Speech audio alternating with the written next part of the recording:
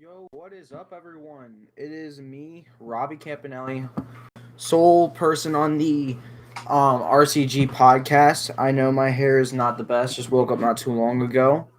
Um, I am here able to talk about what you guys want to see, what you guys want to hear about. I have some topics I would like to go through.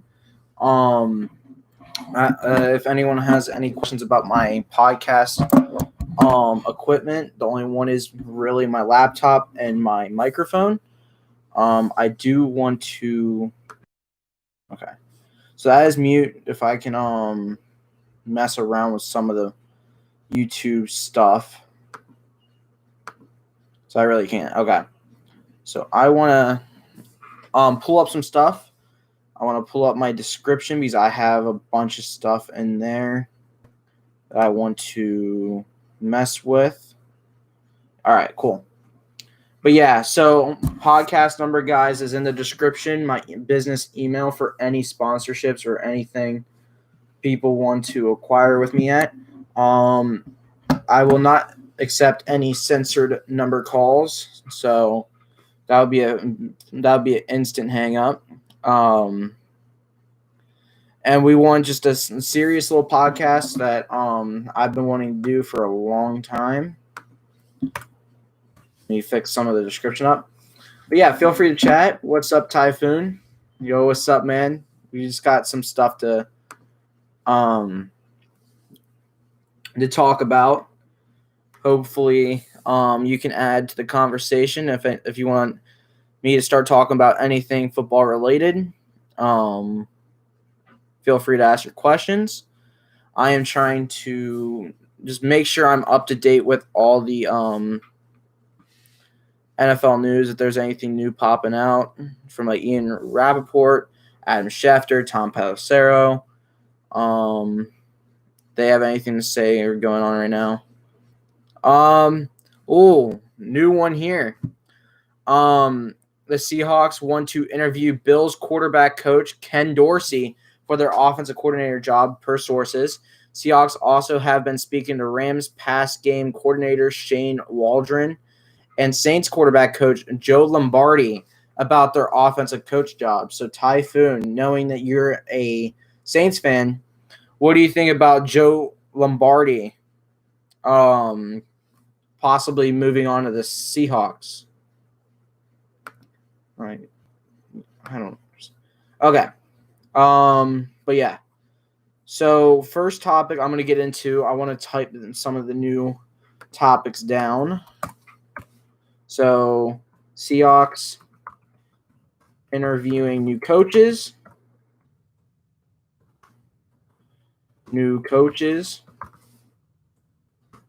For OC role. I want to talk about that.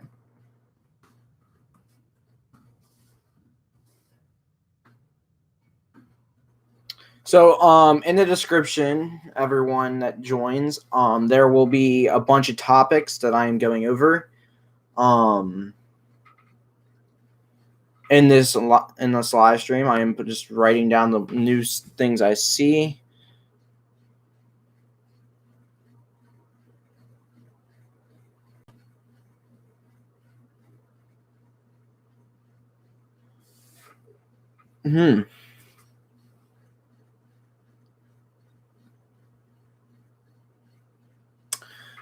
So yeah, a lot of breaking news for coaches right now. Offensive coordinator Eric Bienemy and Bills defensive coordinator Leslie Frazier are squaring off today, and they believe that they're the top candidates for the Houston Texans head coach job. So they're already assembling their coaching staff without even being named the team's head coach, which is kind of hilarious. So I'm going to put that down. DC Bills defensive coordinator.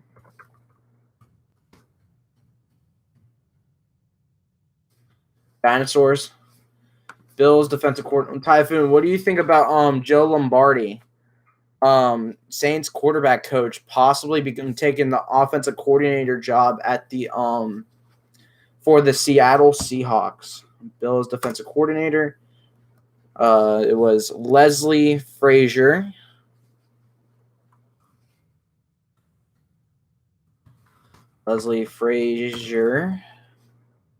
And Chiefs offensive coordinator. Chiefs OC, Eric Bienemy.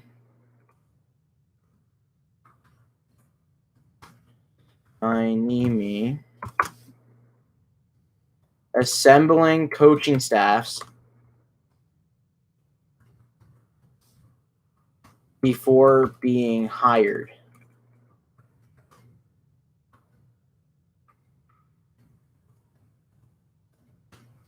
Even though they are not hired. Hired by the Texans for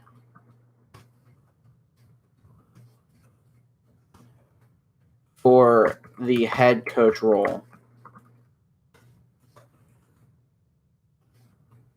Which is kind of crazy. I will take a look at your message here in a second. I am just adding some more stories to the podcast.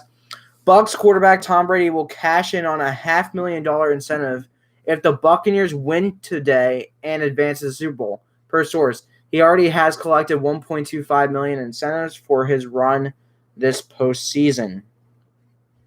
So he's trying to add. So they put a lot of incentives on Tom Brady's deal.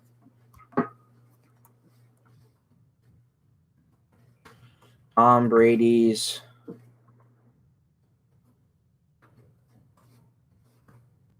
$500,000 $500K incentive. I'll just do instead $500K incentive as another huge topic today that we'll go over. In a season unlike any other, Super Bowl week will be unlike any other with the non-Tampa teams not go until 2 days before. Okay.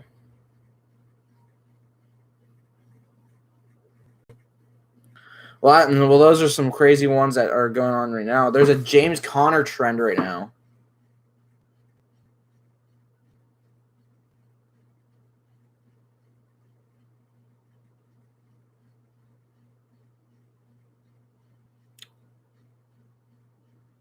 Nothing crazy. Like, it says it's trending, but there's no huge news on James Conner.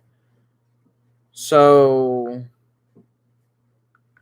next we go Ian Rappaport, and then I want to check the other insiders real quick to see if there's any. There's an Anthony Lynn trending right now. Lions to hire ex-Chargers coach Anthony Lynn as offensive coordinator. Let's write that down. I think I heard a little bit on that, though. I will check into that a little bit more as stuff is unfolding. Anthony Lynn signing to be OC for the Lions, which is interesting because Matthew Stafford being on the trade block may have something to do with Anthony Lynn having no prior experience with Stafford in the first place. And Anthony Lynn and the Johnson guy, I think his name, I cannot remember his name.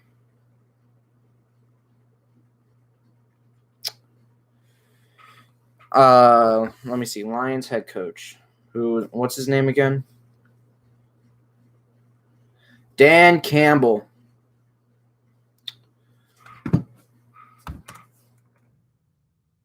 For Dan Campbell. Anyone signing to be offensive coordinator for Dan Campbell's Lions.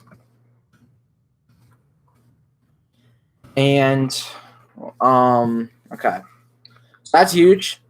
The Lions really starting to put their coaching staff together. Anthony Lynn's done. Mike Garafolo has asked to release from his there's an Eagles assistant coach, Deuce Staley has asked to be released from his contract. He has a few teams interested in him. Staley will speak to owner Jeffrey Lurie soon as the sides will go from there. Okay.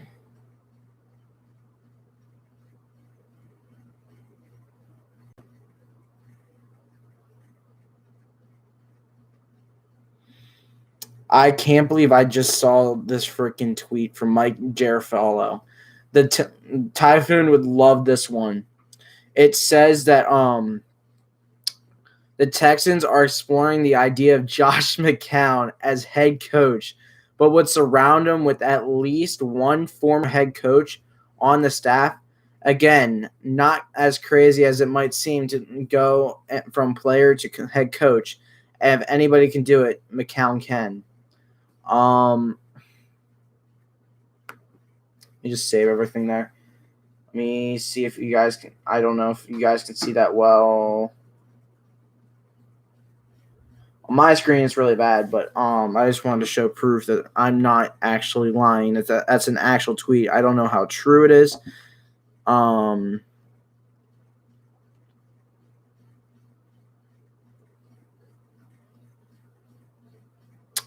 yeah, I also want to look at anything else that's going on Twitter. Any last things? Okay, so let's get started. All right, let's look at chat.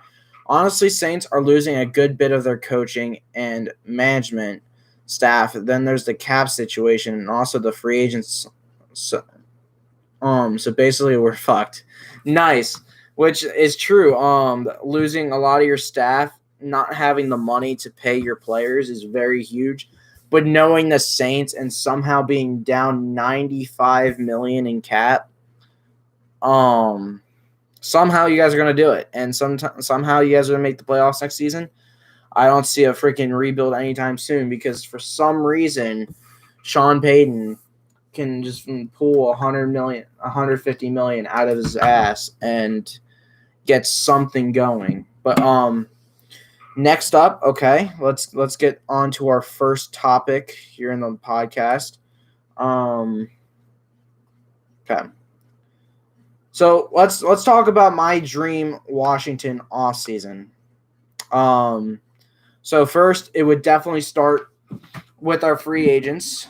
If I can just pull up Washington Spot Rack and see who the free agents are and what we could do. And I hate that I'll be on Google and then I'll go over to Bing and Bing sucks really bad. Washington Spot. Oh, it was right there. It's right. Oh my gosh! Come on, Washington Spot Rack. Here we go. What do we got?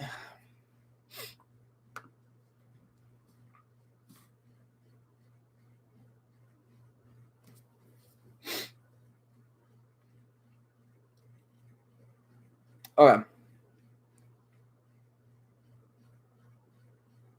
Can I look at draft history, free agents?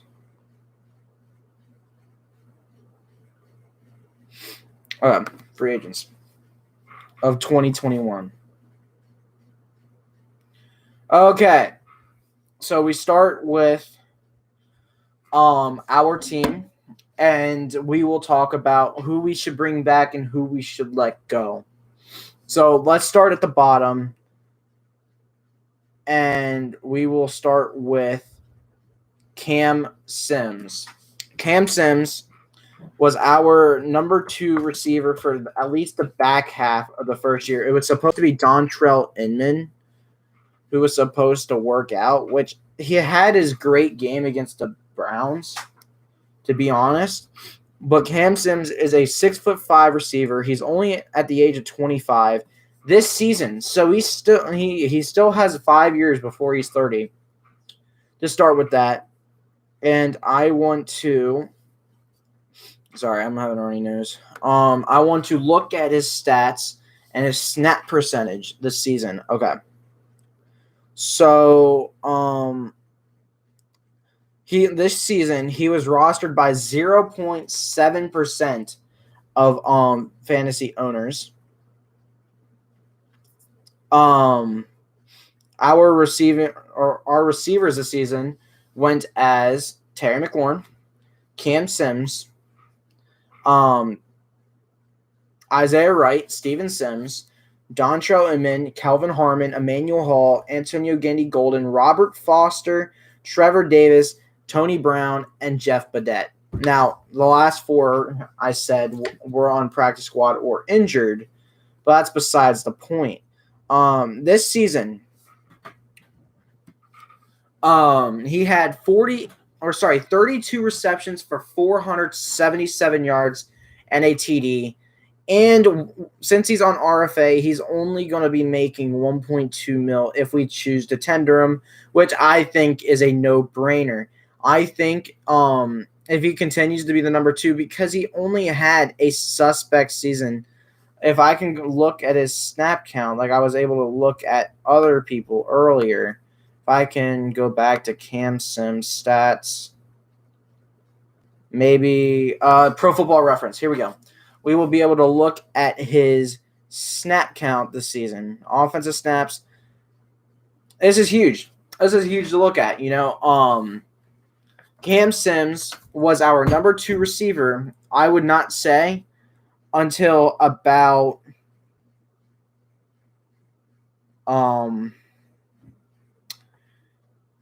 till week 7 against the Dallas Cowboys, which is crazy. He did not have more than 10% of offensive snaps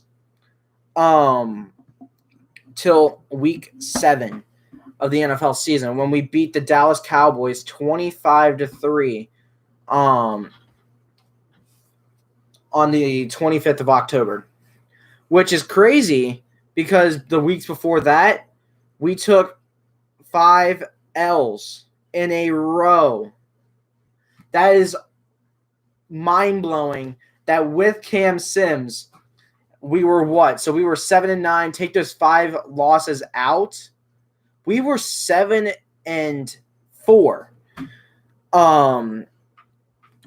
Sorry, I should say 6-4 with Cam Sims and 1-5 without him. 6-4 with Cam and then 1-5 without, which is insane to me. And it makes a lot of sense as well because you had Terry, but no one else. There was no number 2. There was no number 3 at the time. You had Dontrell Inman with probably 100 so yards by week 7 with 2 touchdowns. Those 2 touchdowns are nice, don't get me wrong. But at the same time, he was not getting the production done, and that's why by the week 13, 14, he was put on the practice squad.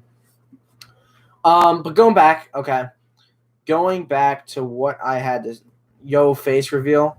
What's up, Tarico? Nice to see you again, bro. I've had some face reveals in the past. I wouldn't say this is the first time my face has been shown. But I am trying to do a little podcast, so of course I would probably be showing my face on this. I just small things I have to say about Cam Sims. He's not 100. He's not a prototypical number 2. I'd say he's a great third option, but you also only had a half a season to see what he can do at the same time. He was 93rd out of all receivers for 477 yards, right? He was 32nd in receptions. There were 142 people with 32 or more receptions, which means he's a 5th on the depth chart, pretty much. If you take 32 times 5, that is near that's around 160 in wide receivers, which is kind of crazy. But that's also adding tight ends, also adding running backs as well. So you got to put that in there a little bit. But he also only played 9 weeks of the year. So if you think of it that way, he could easily have a 700-yard, 50-reception season. So that's why you got to bring Cam Sims back. If it's $4 million, if it's $5 million, if it's the 1.2 RFA contract, there is no question of bringing Cam Sims back. Where's my spot rack? There it is. Okay. Next up, Danny Johnson. That's another no-brainer. Now, I don't have to look at stats because the stats isn't big on this one. But, yes, you bring Danny Johnson back. This man has been somehow on this roster for, 4 seasons now? Undrafted corner. And I get he's pretty much not even a corner for us anymore. Like, we have, 6 corners ahead of him on the depth chart. But he's not there for corner anymore. He's there as our kick returner who had a really, really good season. He's only making $570,000. You can probably get him again on another one of those cheap deals. I'd say anything under $1 million is what he's worth, and he's going to be he's going to play better than that money. I think Danny Johnson is a no-brainer. Next, you got Jeremy Sprinkle. Jeremy Sprinkle is another yes, but it's not an important yes. Like, if he is released, that's all right. It ain't the end of the world.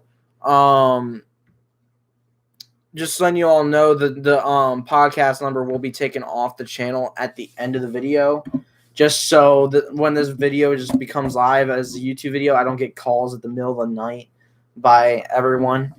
But that's besides the point. Jeremy Sprinkle, I'd be fine with him back just as a 3rd to 4th tight end who has blocking experience and is not bad at blocking. I think you'll be all right. All right, no more chat, so I'm going to keep on going for just the YouTube video itself. Next up, Kyle Allen looked very good, looked very solid. And his little bit playing definitely was worth his $675,000 contract and the 5th round or 6th round pick we gave up for him. I think we did fine. And I think bringing him back for another year as a 2nd or 3rd quarterback on the roster is not a dumb play. Robert Foster, and I'm not even going to talk about that one. He wasn't anything for us, so if he's gone, he's gone. It's not that big of a deal. Fabian Moreau, let him go. He is just inconsistent, and he has not showed a reason why he needs to be on this roster for long term. Now, if he comes back on cheap, not a big deal as well, but he's gone. Jared Norris, practice squad body guy. I think he probably got one of those or future reserve contracts. So let's move on. Michael Kendricks going to be in jail, so it's nothing there. He's going to be gone for the next, I think, year or two. I think they plea dealed. Lamar Miller, didn't see him at all, so let's keep going. Nick Sundberg, bring back. He's one of our he's been our long snapper for the past decade. So definitely no question there. Ryan Anderson, if he doesn't want anything, I'd love him back because we're already losing 2 pass rushers in general. I'd love to keep Ryan Anderson back as our number 3 or number 4 pass rusher. And if we let him go, we need to sign a cheap pass rusher. No cap. James Smith-Williams is great. He'll be a fine number 4/5 D tackle, but he's not going to be a number 3 pass rusher for us. We need a better number 3 pass rusher. David Sharp was all right as a swing tackle, and that money needs to go down. If he wants more than $2.1 million, he needs to go. I don't think David Sharp is worth the $2.1 million contract, and I think he needs to move on if he thinks he is worth more. He was nothing more than a rotational tackle and passing tackle. He wasn't really much of a run blocker. He was very suspect at time in pass blocking, and he was okay. We've seen a lot of Washington linemen just completely be trashed, like Wes Martin, Sean Laval. He wasn't that. He was okay. And I say if he wants a cheap swing tackle / cheap contract just in general as a 2nd or 3rd tackle on the depth chart to come back and try and fight for a role in the team, so be it. And he's another one I don't say exactly no to. Reuben Foster is 100% keep. We need at least one more year with the 27-year-old Reuben Foster. I personally believe that there is still a lot of talent in this man. This man doesn't need to grow anymore. I think he already has it in him. I get that he hasn't played since his age 24, 25 season. It's been 2 or 3 years now. It's been a year. Was it a year? Or was it 2? Was he injured this past year and then tried coming back this upcoming year and then was still injured? Has it been 2 years since his injury? I cannot remember. I know he had some 49ers outcome, which led him to not doing anything that season. But his rookie year, he was phenomenal. He was phenomenal from what I've heard. And I think Reuben Foster could be that middle linebacker with Holcomb just manning one side and then either Pierre Lewis or someone else manning the other. Now, next up is D-Hop. I think there's not a better kicker that's going to be a free agent than D-Hop. And even if there is, D-Hop has been our kicker. Yes, I will admit I was one of the guys that said D-Hop should be gone. But at the same time, I think that after he improved and only missed one field goal the last half of the season, it gave me an understanding that kickers can't be perfect. Unless if your name's Justin Tucker, who even showed he wasn't perfect at all whatsoever. So kickers are going to have bad days. It's all right. Because at the end of the day, Dustin Hopkins was a big factor on why we made the playoffs. Making 95% of his kicks after week 7, where it really didn't quite matter because we were already 1-5. But if you can tell, our last half of the season when he was making kicks really helped us make the playoffs. Even though we were 7-9, that's besides the point. I like D-Hop, and I think when he came when it mattered.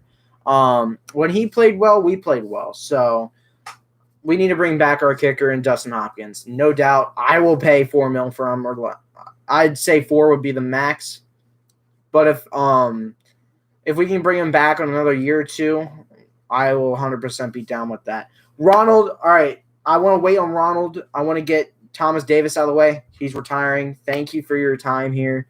Getting the defensive side of the group with the culture. He wasn't as much here to play football as much as more get everyone behind Rivera, which he did his job. Everyone's behind Rivera on that team. Great culture shifter. Thomas Davis was an A signing in his own right. Not for his play, but just getting our culture together. So now that brings us down to Kevin Pierre-Louis, Ryan Kerrigan, Brandon Sheriff, and Ronald Darby. And bringing all these guys back that I said will put us at about $39 million before we do the 2 moves I think should happen to get 2 players off the team. And I'll talk about that in a minute. I think, all right, hear me out. We should try and bring back Kerrigan. And here's why. Getting rid of Kerrigan, which is normal. I think it would be fine if Kerrigan's gone because he wants that starting role. That makes sense. But if no one's really wanting to pay him that $8 million, $9 million, $10 million contract for Ryan Kerrigan, if no one believes there's any chance of Ryan Kerrigan getting above 10 sacks, we sign him for $8 million for the next 2 seasons. I think Kerrigan is not hurting Chase Young or Montez. I think he's helping. I think at the end of the day, if we keep on putting that Hendricks guy in there, that I don't even know who that guy is, because I know that's not the Michael Kendricks is no. I don't think that was him. There was another guy. He was pale white named Kendricks on our team that was out there a lot, pass rushing, and I swear it wasn't Michael Kendricks.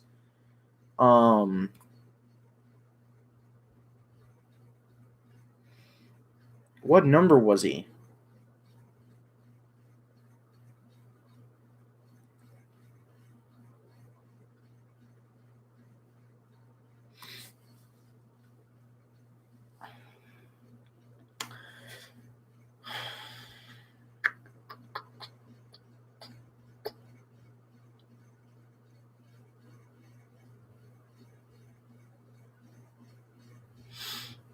I don't know.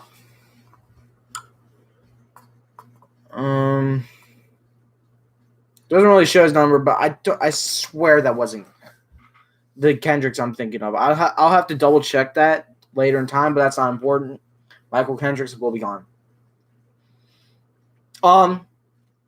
Okay. So next up, we want to talk about who do we want to do first? So we did Kerrigan. Yeah, I want to bring back Kerrigan. I think I want him to get his last 4.5 sacks here. I think he should come back one more year and then move on. I want him to get those 100 sacks in Washington and then move on. I think he's had such a great career here. I think he should try and see one more year, which could be our best year yet. In us trying to win a Super Bowl. If we don't push this playoff run, I would be very scared for us the year after. But I don't think Alex Smith is the quarterback. I think Matthew Stafford is, but we'll get to that later. Kerrigan, bring back. I think we should bring back Kerrigan.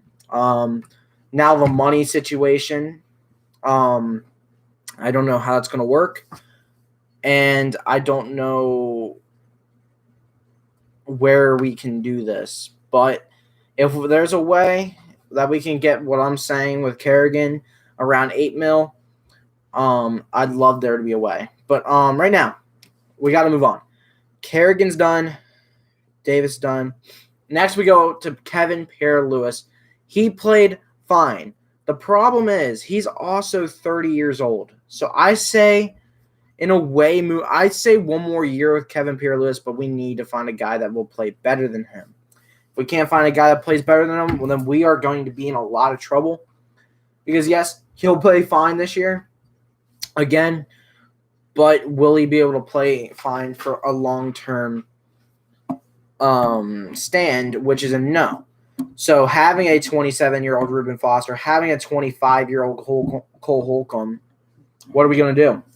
We need to either draft the Jeremiah Owusu guy to play that linebacker spot, or we go find in free agency. And I have not found a guy that fits us yet more than Alex Singleton, but no. I don't think it's gonna. I think it's gonna be Jeremiah Owusu with the 19th pick to play linebacker for us next season. But that's if we get Matthew Stafford, we'll probably have to get rid of that 19th pick and probably one of our third-round draft picks. Would I want to do that? In a way, yes, but in a way, no. I would say if we can do a first straight up, I'd be very happy with that. I don't think there's a lot to ask for around that 19th pick. I think I would want us to trade back anyways. That or take Christian Darrisaw out of Virginia Tech. Or take Jeremiah Owusu. But talking about all that. Did I lose my mock draft? I guess I did. That stinks. So that takes out one part. I keep on getting sidetracked. I'm sorry, guys. I am sorry. I am very, very sorry. Here we go. Thank you for whoever liked the stream. I am working on getting everything done. I'm sorry, guys. All right, I'm back. All right, so Kevin Pierre-Louis is a yes, but I don't want it to be long-term. I think maybe one more year works. If not, I'm fine with him going and us finding the new linebacker, which I think it should be Landon Collins. I think we also might have it on our team. I don't think Landon Collins is a safety. I think he's a linebacker. I think he'd do a lot better covering tight ends than he would slots and stuff like that. I think he'd be better in the pass rush and the run stopping and tight end covering than he would be going out. He plays in the box anyway. Why not just be a linebacker? Because then we can have Cameron Curl at strong safety, either Jeremy Reeves at free safety, or another safety in between. Because Troy Apke needs to go. I think we just straight up release Apke. There's no need for him Now in Madden, he's a lot of fun because he has very good speed and all that stuff to user with. But talking about in real life, he is no worth for us other than maybe he can be a good special teamer. Maybe you can take DeShays or Everett's role as the special teams ace. But that's about it. Now, my number 2 need of signing is Ronald Darby. Ronald Darby is the ranked 8th best pro football focused corner in the league. And there's a big reason why. He did not have a single interception this season. But if you just watched him in coverage, he locked up. He was very quiet for most of the game. And I just feel like when you don't hear a corner, that's a good thing. Because if they're not getting thrown too much, that means they're either locking their guy up or they're not even worried about passing his way because they're scared of him. But teams not throwing Ronald Darby's way allowed for many, many interceptions for us this season. Cameron Crowe with 3, Kendall Fuller with 4, just stuff like that. Montez Sweat with 1. I had to throw that in. But Ronald Darby needs to come back. We need to pay him around 10, 11 million for the next 3 years. I think is a fair price for Darby. If he wants more money and he wants to go somewhere else, I will understand. But then we would need to draft a corner bad. Guys like Caleb Farley would be awesome, but I think he would probably be gone as well. But if not, that's a big pickup. But after that, we have Brandon Sheriff, and that's the biggest one to talk about. Brandon Sheriff is definitely the biggest one to talk about. And what's up, Typhoon again? Haha. Brandon Sheriff. Let's go with it. Where his market value, they actually have a market value on this? What does SpotRack say? Actually let me open. No. His 2020 AAV was $15 million. He has all right. So his calculated market value is only 10 mil. Which is kind of crazy that you'd think that he's only that much, but this is actually because the highest paid guard in the league is Roger Saffold at an average of 11, which I think he should be 13, 14. I'm wondering though.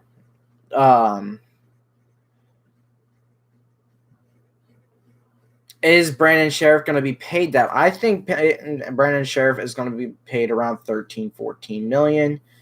Brandon Brooks has a $14 million average salary. And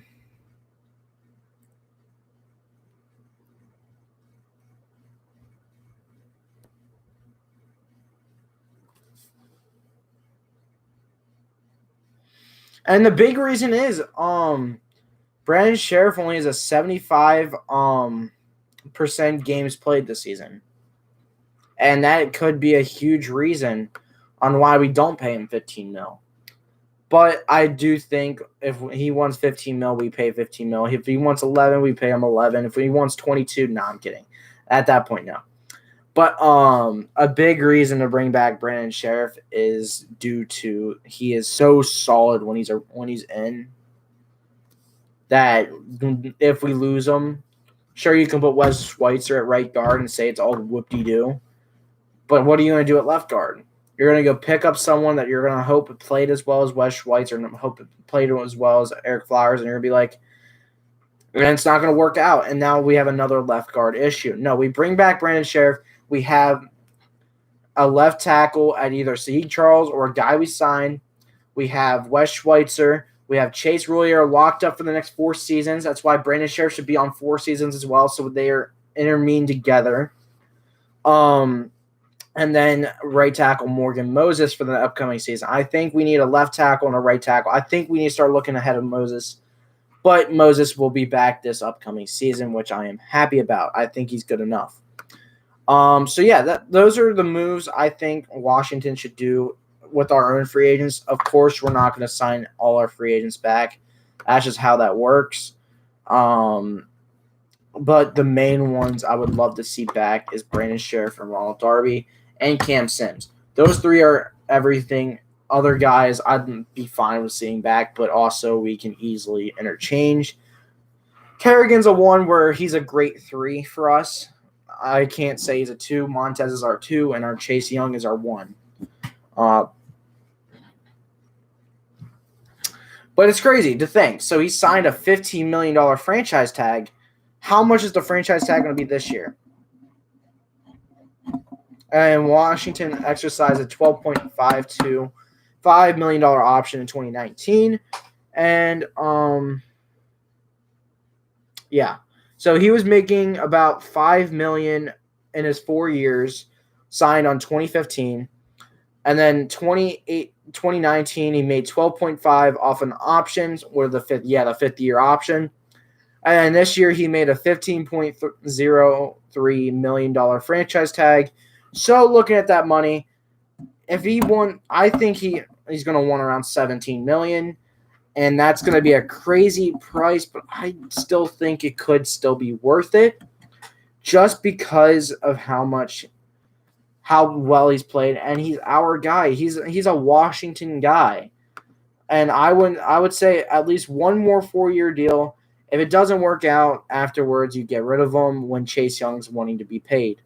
But yeah, getting Brandon Sheriff locked up now, 4 years later, you'll have Chase Young to pay, and you use that money on Chase Young. I think it's a great investment now that in 4 years, you'll at least hopefully have a line that you like for that period, because we have our center and we have our done. No worries. And then now what? You have Wes Schweitzer for another 2. So your interior line is set. No worries about it one bit. You have Keith Schmiel behind. You have Wes Martin behind. So you have multiple options behind that interior. But now we have 3. And I really hope Ron Rivera is not thinking Keith Schmiel is our right guard of the future, because that would be a big issue. But moving on. I think everyone – I like most of our players coming back, but it's not going to happen. So next up, I want to talk about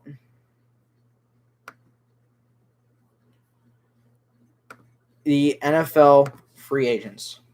Okay. Before we get into a Matthew Stafford talk and why I think it's so important to get Matthew Stafford – I think it would be huge, because what am I fucking saying? I just completely blanked on you all. Just completely blanked. Now that we're talking about free agents, before we talk about Stafford, some guys I would love to see come to Washington is Curtis Samuel. At first, I wasn't really thinking of Curtis Samuel in the plan until my buddy Ryan explained to me why it's a good idea, and I see why it's a good idea. So you have Terry and Cam Sims, right? That works. No, it doesn't. And the reason those two shouldn't be 1 and 2 is because Cam Sims will be fine, but he's not going to be a solidified number 2, at least yet. But someone that can really play to that number 2 to even number 3 role perfectly is Curtis Samuel. He has just turned 25 years old, and he would be a great wide receiver for us for the next 4 or 5 years as we're trying to figure out where we want to be in the future. So before we do that, I want to talk about the 2 guys that are going to clear us cap space.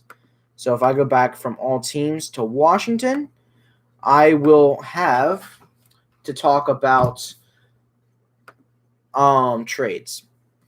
So first, we will have to I don't want to talk about free. I want to go salary cap. Come First, I want to talk about Alex Smith's contract. He will be making $24.4 million this season.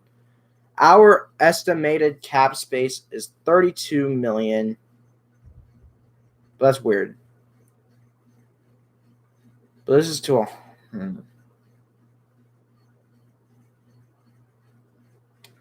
I was looking at 43.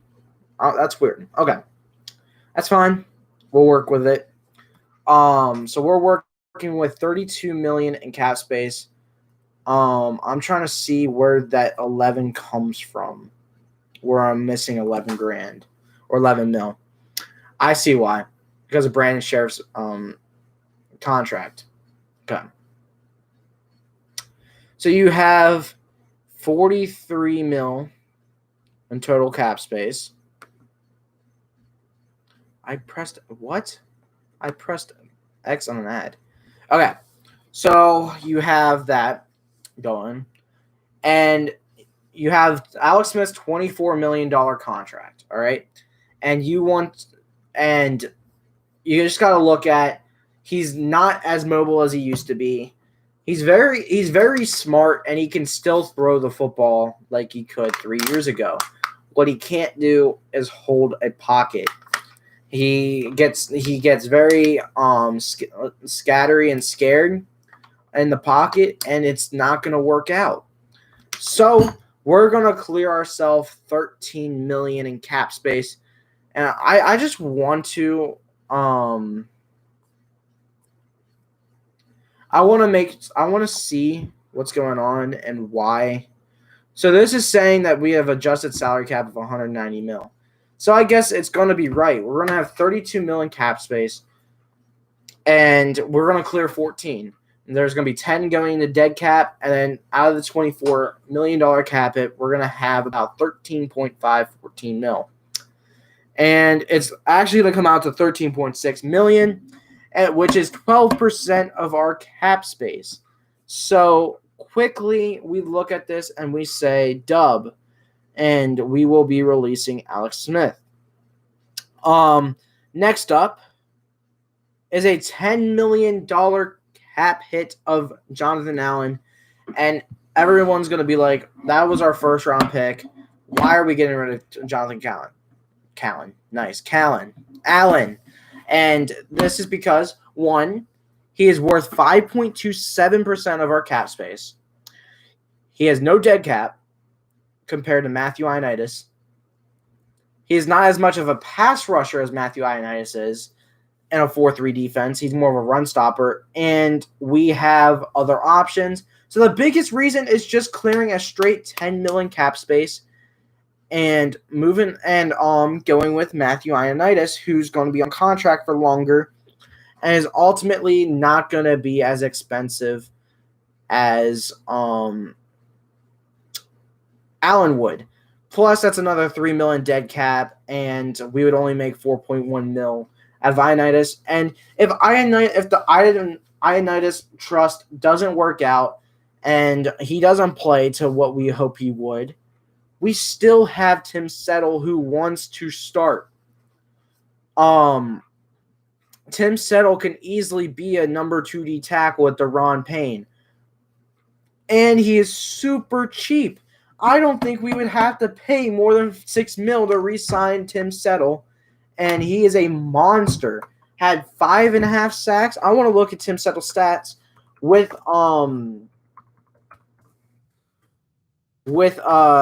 his snap count. So if we look at Pro Football Reference, Tim Settle is 23 years old, will be 24 next season. And every season, right, this is season total, he had 0 sacks in his age 21 season. He had 2 sacks in his age 22 season, and now in his 23 season, as a D tackle, he had 5 sacks, 5 TFLs, 7 QB hits, and 19 combined tackles. Why is this huge? Because he has not had higher than a 52% snap count at all.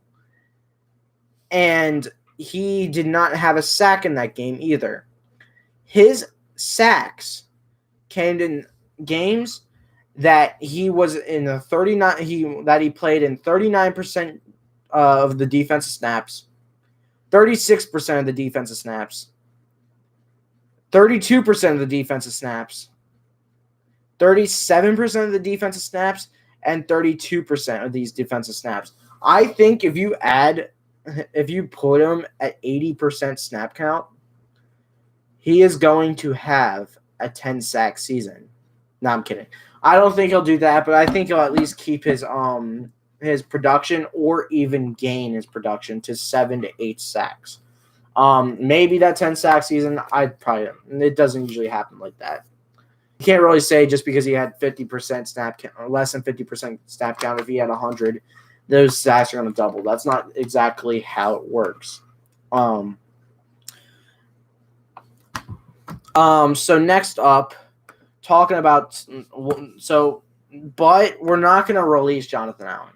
We are going to trade Jonathan Allen. And so we're going to release Alex and trade Jonathan Allen. And this will be for a second-round draft pick, which is very huge if we want to talk about Deshaun Watson, even though I want Watson, but I don't want Watson at the same time. Now, thinking about it, one, we are so close to a playoff run, like an actual 10-6 run, to the point that getting rid of our first next year, this year's first, this year's second, and then another second, and then maybe even more draft picks for Deshaun Watson? No. Deshaun Watson will take us to the playoffs easily. But at the same time, there is that risk that he gets injured, and now we don't have our picks, and we don't have anything to refix what's going on. To the point, is Deshaun Watson worth it? And I'd say a little bit higher of a risk, but also a near same reward would be Matthew Stafford. And this is because Matthew Stafford is $20 million cheaper than Deshaun Watson. And to say that is huge, because if we only pay Matthew Stafford's $33 million cap hit, but then also get rid of Alex Smith's $24, we're really only adding $9 million into Matthew Stafford that can actually hold the ball longer than 3 seconds without having to either throw it away, make a risky decision, or just make the pass. He'd have time to sit back in the pocket, make all his reads, find Terry McLaurin, throw an absolute bomb to Terry McLaurin, which we've been waiting for so long, that because Terry so often just gets so open deep downfield that, in my opinion, he is a top 3 deep threat in the league. Because if we can start hitting those throws, we are going to win so many games and actually be able to fight in shootouts against guys like the Cheifs and the Chargers that we both have to play this season. And if we're going to have Taylor Heineke, maybe he can be closely competing with it. But no, it's not going to work out, and those are going to be 2 losses just because we can't play shootout football. We can't. We dig ourselves too far in a hole that we try and come back, and it's too late. That's not how you play shootout football. But yeah, so Matthew Stafford, maybe we could do a Jonathan Allen and a 3rd-round draft pick for Stafford, but I don't really think that's how it's gonna work. I think we just trade off Allen in a separate deal for a second.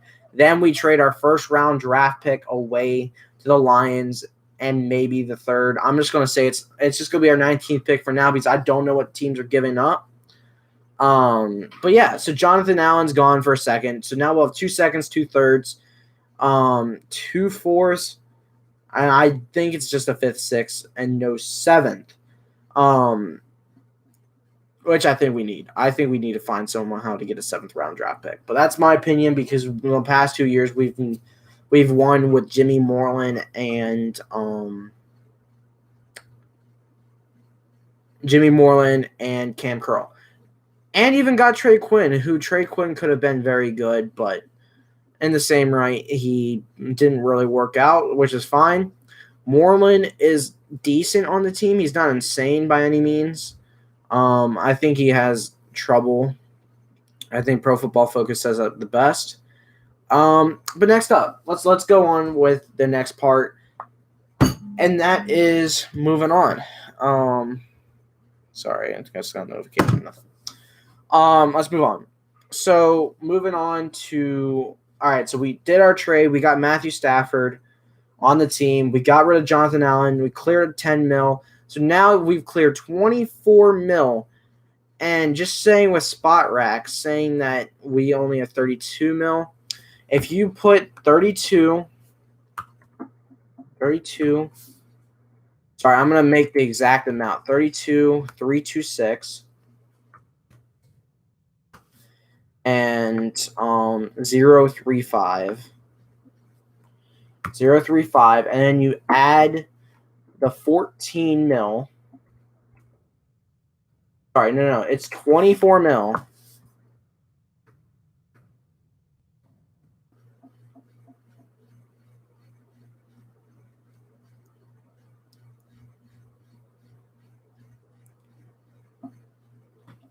So it's 13.6. So it's actually 23 mil and 51,000 or 949,000. Sorry. Let me fix that. So it's 23 mil. You add 10 mil to 13.6, 10.51. So it's 13.6. Man, that's hold up. I'm really bad at math. 13 mil, 13.6 mil plus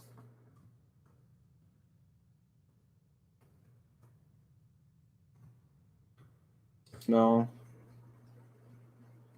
plus 10 mil, 51,000.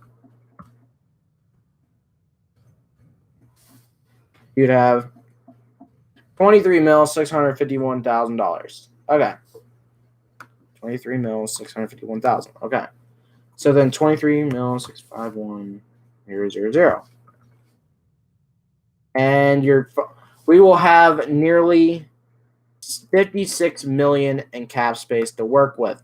So the first thing is we will sign Brandon Sheriff on a backloaded deal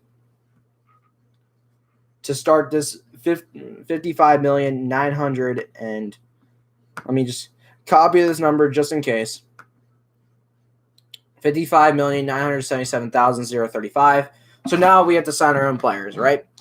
I will put 5 mil for all the bottom tier guys that re-sign. I will subtract 5 mil for the Cam Sims and the Kyle Allen and all that. I'll subtract 7 because I think that's how much it's going to probably end up being. We'll do 8. We'll do 8 mil for all bottom tier signings so we can get straight to the big ones, right? So we're at 47,977,035 in cap space. Now you got to talk about Matthew Stafford deal, right? So now that we trade for him, we can restructure contracts. And I think Matthew Stafford is going to play next season for a total of $20 million. Around there. I think it's going to be maybe 22, maybe 18. Maybe he'll start 18 and then a backloaded contract concept. But right now, we're just going to let's go 18. We will say next year he will be making $18 million, putting our cap space down to nearly 30 mil, 29,977,035. Which is not a horrible situation. But next you got Ronald Darby, who I think will be making $8 million next season and a 3-year, $33 million contract. Or so if it's 11, we're going to say he's probably going to make around $9 million this next season. $9 million. Perfect. Okay, so he's going to make about $9 million next season. So now we're down to $20 million cap space. So we got Stafford out of the way. We got Sheriff out of the way, right? Sheriff was the first one I did, right? Or no? He started 56. We said, I feel so stupid right now. I'm going to pull up my live stream. See what I said.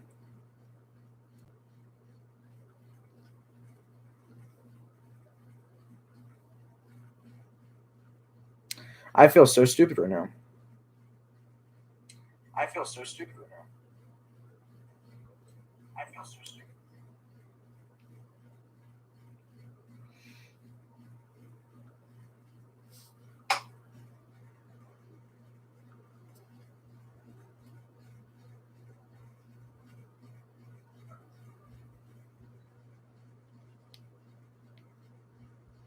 And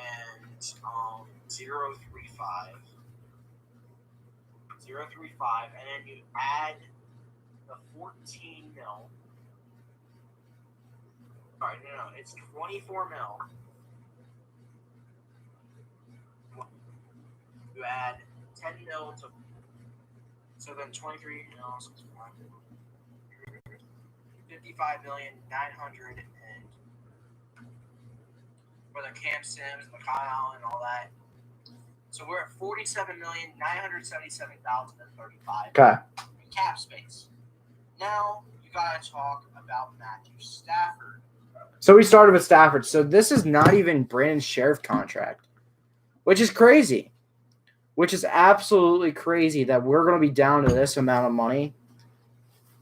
Even getting rid of Jonathan Allen, getting rid of Alex Smith. This is not a lot. All right, so let's say we say, Brandon, we will start you with 10 mil this year. All right? 10 mil out of the cap space. And it will be for 4 years worth 60 mil total. Right? So we're going to play the bargain a little bit. We're going to try and create a little bit of cap space here and there so we can do something in free agency. This is crazy. You don't really have as much as you think to work with. It's 10-0-0. Wow. Yep. All right. Exactly what I want. 10 mil, 977,000 left. So really, I want to look at, is there any other big releases we should be thinking about? Maybe a Morgan Moses release. I'm just – that's so confusing to talk about Washington cap space because you want to say that there's a lot of cap, but there's not. Our cap space is very scarce right now in a way because I'm only re-signing my own people and putting Matthew Stafford in the mix. Now we could say Matthew only makes 15 this season. And we're going to hope that COVID goes away and we're back at $220 million in cap space. So hoping that happens, let's give ourselves about 10 mil back and say that a lot of these contracts are going to be a little bit less. Because that's crazy. We're down to $10 million. I'm going to say that we're going to be at around, after all these deals, around 20 mil left. I say is where we're going to be after the Brandon Sheriff deal, after the Matthew Stafford deal, after the Ronald Darby deal, after everything. We should still be around 20 mil the way we can structure contracts because we got our cap space up to 56 mil. We spent 36 mil on our own players, bringing in. I think that's how it's going to work. I think we're going to pay pretty cheap this season, and we're going to still have some money left. So now, Allen's off the books. Alex Smith's off the books. We're just going to say Morgan Moses stays, and we're not going to have to worry about a right tackle. Now, let's go to free agency. Spot rack. Now let's go to free agency. Free agents 2021. And then sorted by all teams. And first person we're going to talk about. Come on. We're waiting. Oh, I got to update.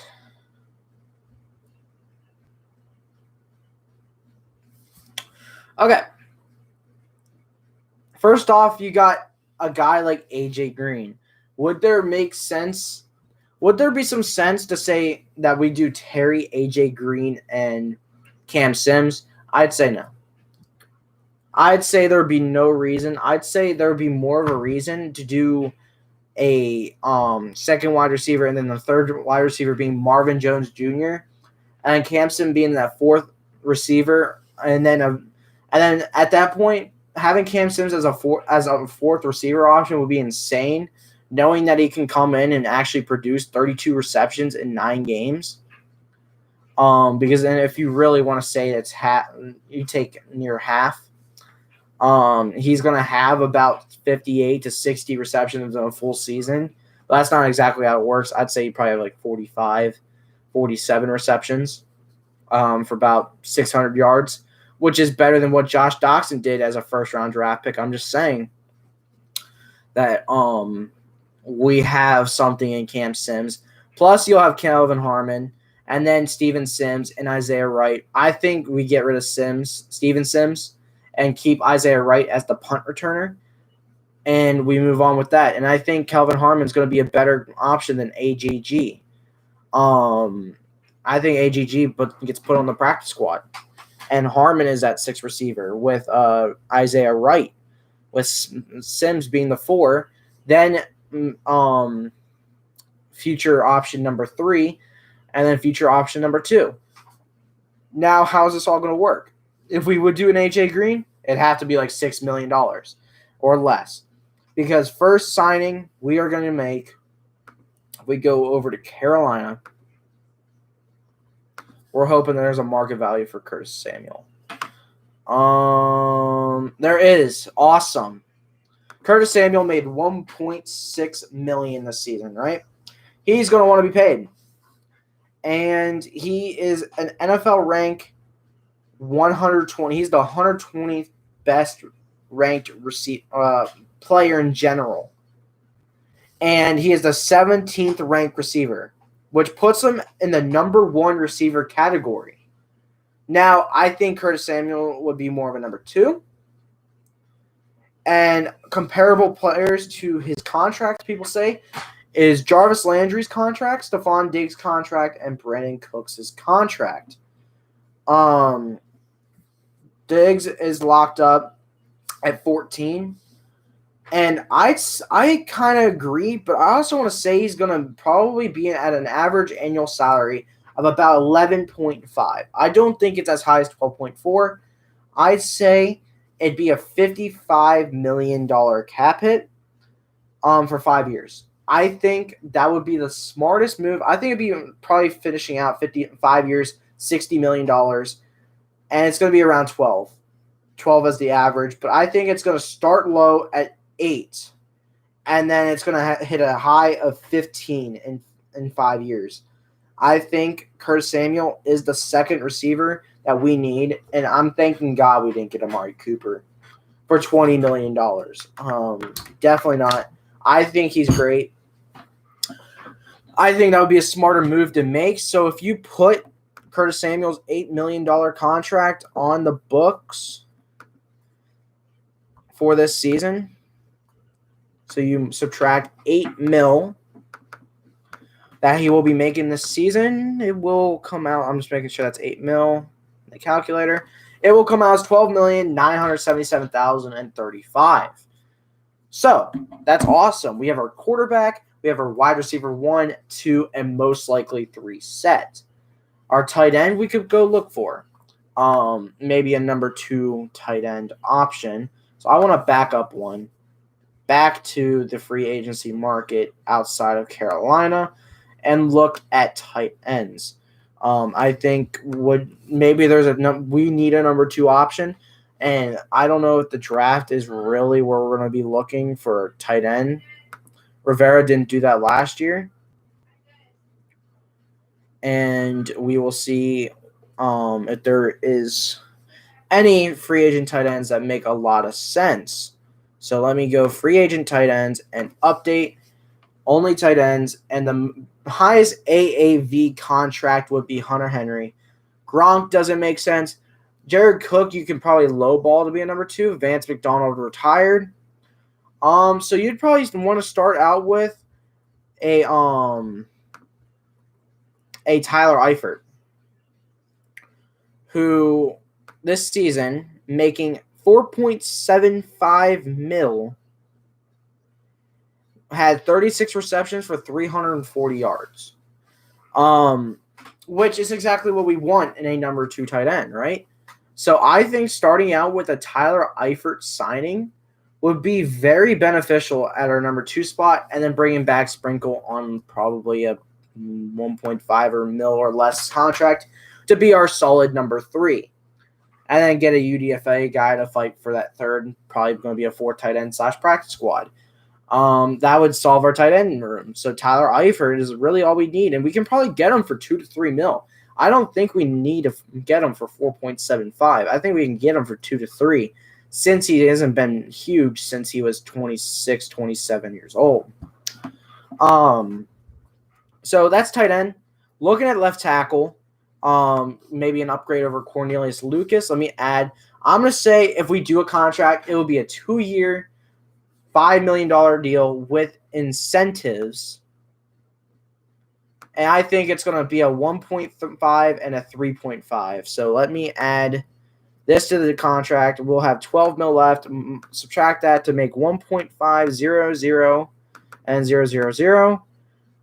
Boom, boom. And now we will be at 11,477,035. Now it's going to be a little bit different. What happened to Fortnite? Hey, yo, what happened to freaking Ford? Yo, what's up, Squid? I'm sorry. I was looking at a website. Just wasn't interested in Fortnite anymore, you know? It's not just something I was interested in anymore. Wanted to move on. So 11.4 mil.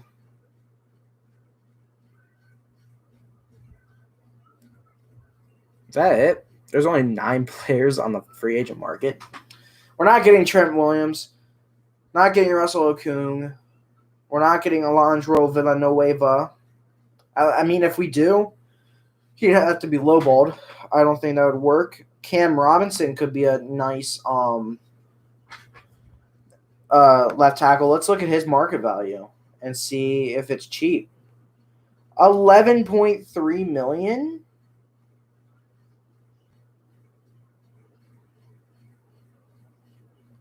The 36th ranked left tackle, which is a low. Oh wait.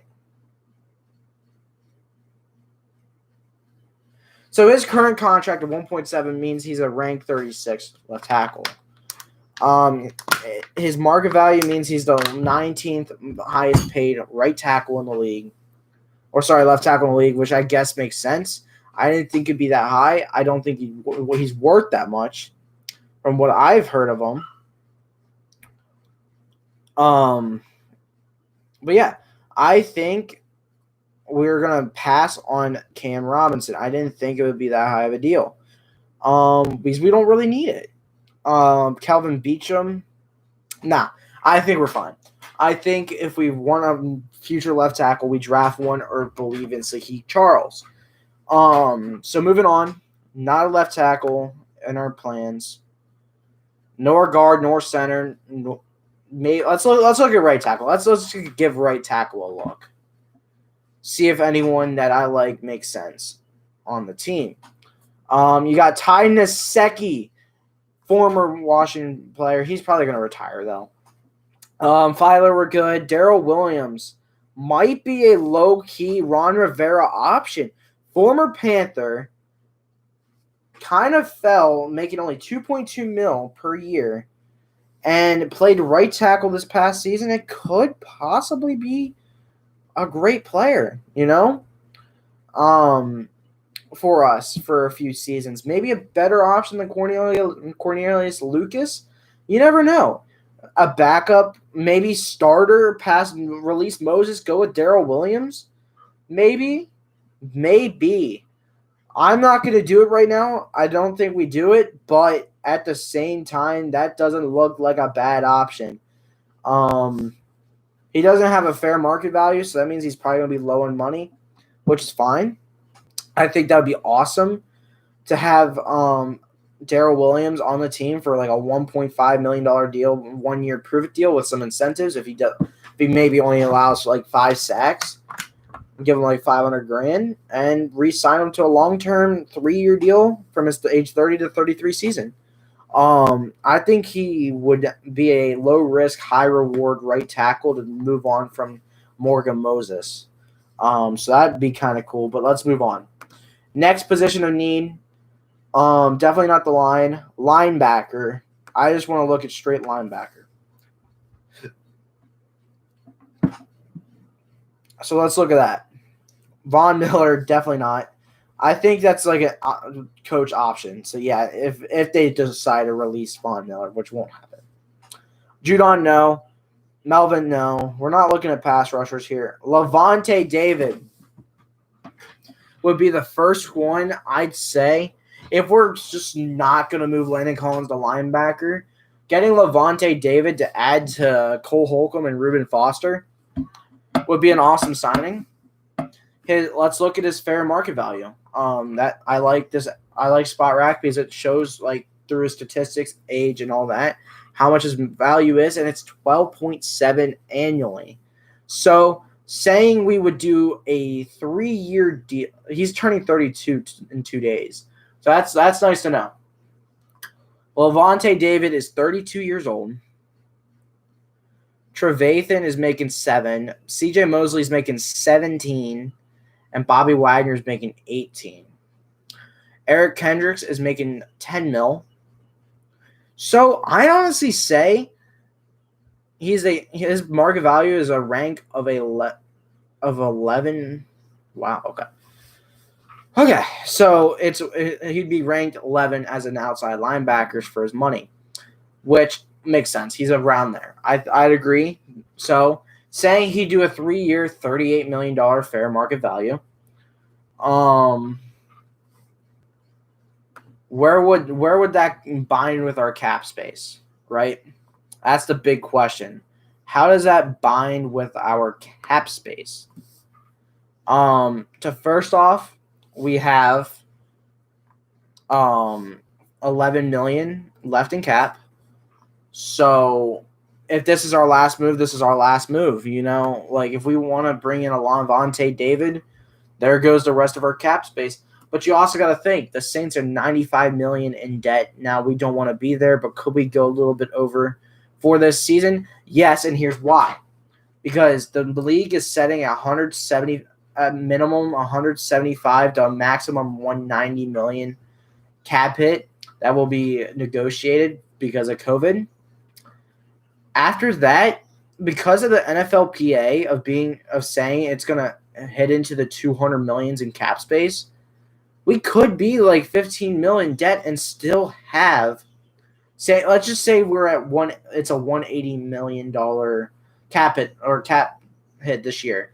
And then next year, now that we will have fans back and the NFL feels comfortable going to 220 million cap space, we will now, and say we're 15 million debt, we will still have 15 million with the new cap space. We'll go from 15 million debt to 15 mil total because of how the cap's going to boost from near 20 to 30 million. That's just how it's going to work because it's going to go way down and it's going to go way up. Next up, I don't want to do Lavonte David yet. I want to look at safety. I want to take a quick look at safety and see if there's a safety that's more important to us. Now, we're not getting an Anthony Harris. That fair market value's got to be like $16 to $18 million and 14. I wouldn't do it, though. We already have Landon Collins making 17, which is one of the dumbest contracts we've done lately. Even though Landon Collins is only 24 on Spot Rack. That the cap hit is just huge. 14 million average salary, 84 for the next 6 years. I'm just saying, Oh, that was when he signed, and now he's 2 seasons in. Could be better. Signed $11.4 million franchise tag. I'm pretty sure he had another great season. So now he's 14 mil. 5 years, 70 million market. I don't think we get an Anthony Harris, even though that would be a ball hawking free safety to add a Cameron Curl and Landon Collins. Guys, I would say could be a good move. Would be a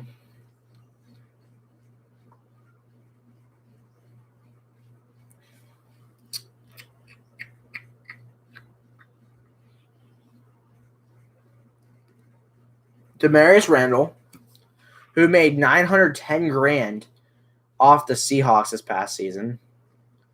So maybe signing him to like a 3-year, 1-year deal, prove it deal, prove Ron Rivera wrong. That'd be huge. Xavier Woods, pay him a one. It's another guy you can pay $3 million on a 1-year prove it deal.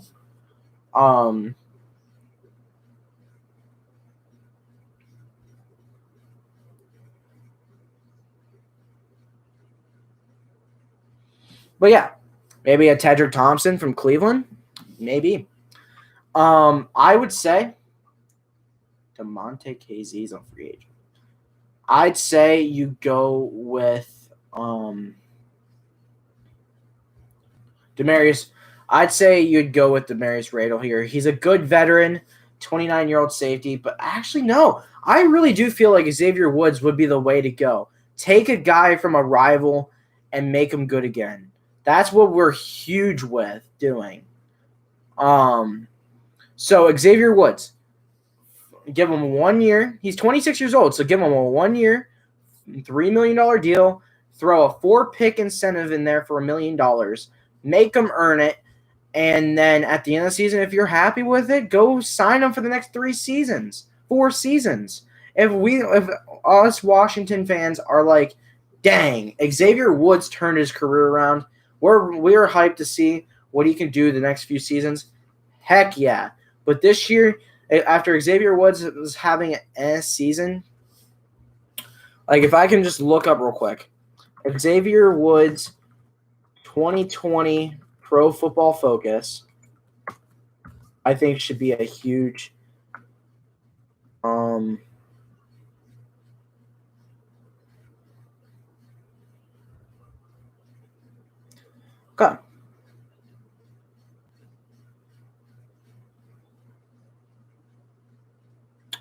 Okay, look at this, right? His draft year was 2017. He was a 6th-round pick. And everyone was kind of hyping Xavier Woods. Everyone thought he was going to be good. His solo tackles was tied for 39th from safeties. His targets, he was targeted 24 times and allowed 18 receptions. So I'm not going to like to look at this. He allowed a 75% pass completion when thrown to, which I don't think is that great. He had no picks, no sacks, no forced fumbles, bad season, 61.9 Pro Football Focus grade. So I think my deal is fine. I'm going to finalize that we are going to sign Xavier Woods to a 1-year, $3 million deal with $1 million incentive and give him a chance. Is that worse? You release him at he'll have no dead money to you if you release him at training camp. But at least it's someone to add at safety. I'd honestly agree with the Demarius Randall deal as well. But if you would want to look at safeties from Carolina, if you want to say that Ron is going to go get a Carolina safety, let me see if there's any. Kenny Robinson wasn't drafted by Ron, though.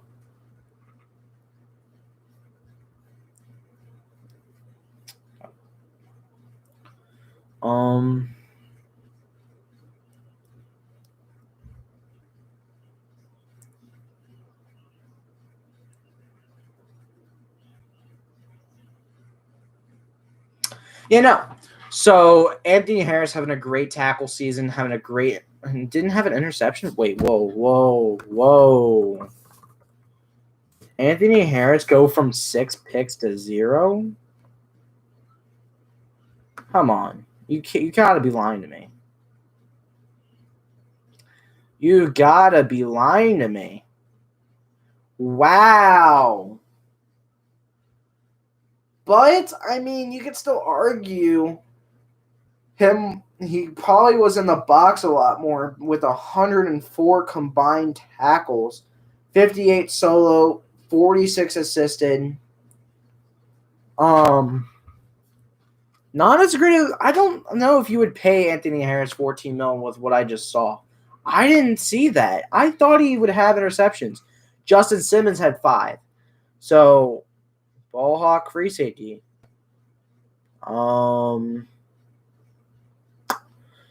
Daniel Sorensen, 3. I don't know. Take a guy like Jalen Mills and turn him around, maybe. But no. I'd say there's no other Carolina safety in here except for Kenny Robinson. Boston's locked up and Chin's locked up. Yeah, it's not going to happen. So we're going to have to look for our own safety. I'd be fine with drafting a second or third round safety or signing Xavier Woods and then having that second or third round safety go behind Woods, let Apke go, put Reeves at the third free safety position, and then our strong safeties would be Landon Collins, hopefully linebacker, so we don't have to say Cameron Cole's a number 2 safety. He should be the strong safety number 1 with Deshazor Everett behind him. I think one draft and one sign safety would be enough to say it's over and we're good to go. After that,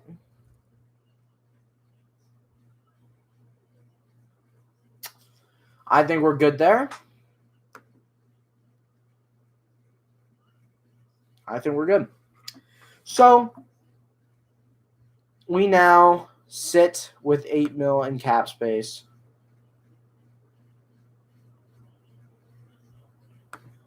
$8.4 million cap space. So the Levante deal is possible. I want to say that if we would do the 3-year, $38 million deal like Spot Rack says, we would start at $8 million, and this would be ending our cap space. That would end our cap space. We'd be done. But we can still go 15 mil over, like I said, because the cap space will rise.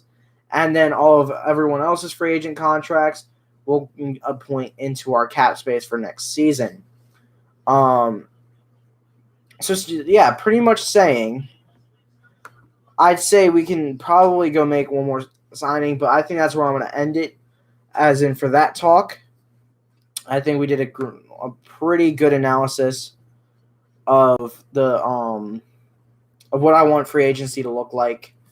Our first round pick should be gone if we get Matthew Stafford. Like right now, that's exactly what I'm saying. I'll be saying that until Stafford's off the books with a new team. I heard the 49ers just started talking trade with the Lions. I hope that went horribly. But looking at other things like that, yeah, I just think getting guys like Levante David and a Darrell Williams, Curtis Samuel, and well, actually, let's go try and make one more signing. Would there be a number 3 option that we should get over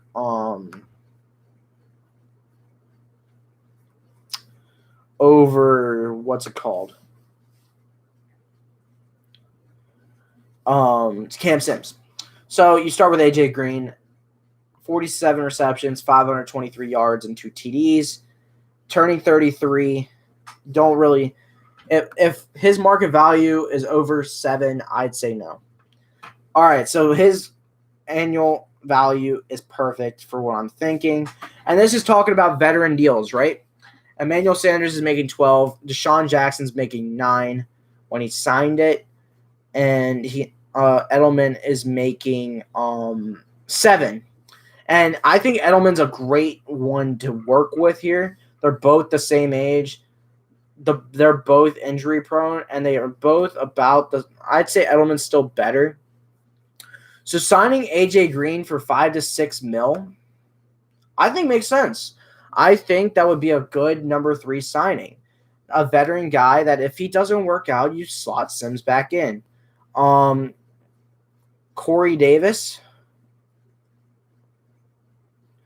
I want to see his market value because I'm looking. We cannot pay Curtis Samuel 12 and then want to pay another wide receiver 10. Curtis Samuel is going to want about 10 mil. I think there's reason that it would work out, but I also don't think it's a smart move at the same time. I think AJ Green's still the smarter option. Yeah, you have Corey Davis longer, but at the same time you have Cam Sims too. So why not maybe if you're looking at a low-tier option, number 3, John Ross. John Ross this season had 2 receptions for 17 yards. That means that you can probably pay John Ross $1 to $2 to $3 million. And if you really, knowing Ron Rivera, that is a move that would be smart.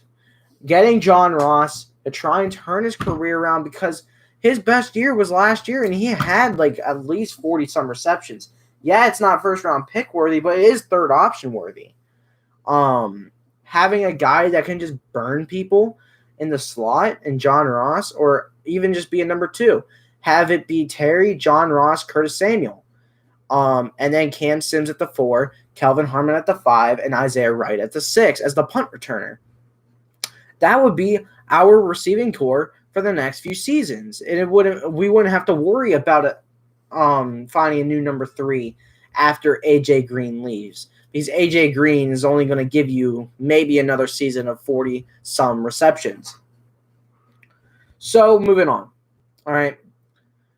Thinking about that, you pay John Ross $3 million and you call it quits. So now you are hold up. So we will do a 50 reception incentive to John Ross worth $1 million or $500K. Probably $500K sounds about right. And a $3 million signing or just a salary for the season for a 1-year contract. And that's what you're going to have it. And it's going to be -2, and will be -2 million cap space, which is okay because the cap salary this year is going to be way lower. The cap space this year is going to be way lower than the cap space next year. So then next year you're going to have to add up all of our salaries that are coming to an end next year and how much the salary cap is going to rise from either 190 or 175 all the way up to maybe 205 to 220, whatever they decide to do next season. That is going to be huge. If they decide to go down, well, Washington football team, I'm sorry, and we're screwed. But I don't think that's going to happen. I think because the PA signed so high on the cap space that we should be all right. We should be all right. We're fine with being negative in the cap space for this season. It's a smart thing, actually, because your cap space, you really should be looking past this year and worry about the future because they're not going to stop you being -$95 million in cap space. Look at the Saints. So being a few mil over, 15 mil over isn't the worst, especially when you have contracts coming up next season, which will give you money. And then also the league's cap space going way high. So getting rid of Alex Smith, bringing in Matthew Stafford, big option. Bringing in Samuel and John Ross, big. And then tight end, bringing in Tyler Eifert. Another Ron Rivera signing right there. Right tackle, Darrell Williams, former Panther. Ron Rivera signing type right there. Going on to the defense, getting the linebacker Levante David, bringing in a big boy linebacker for our team would be awesome. And then even after that, bringing in another Ron Rivera type signing in Xavier Woods. So then I want to make one, maybe even one more signing. I want to look at cornerback.